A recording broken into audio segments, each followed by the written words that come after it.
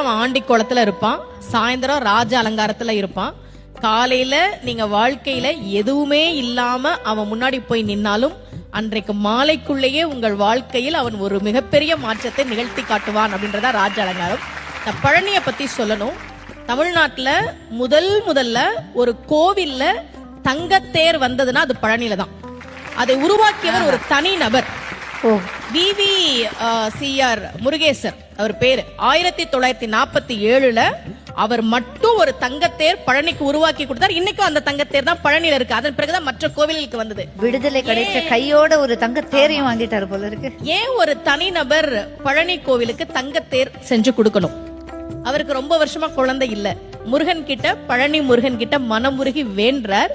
இரட்டை ஆண் குழந்தை பிறந்ததால் நன்றி கடனாக அதை கொடுத்தார். அப்போ முருகன் கிட்ட நாம ஒரு விஷயம் கேட்டா கேட்டதை விட அதிகமாக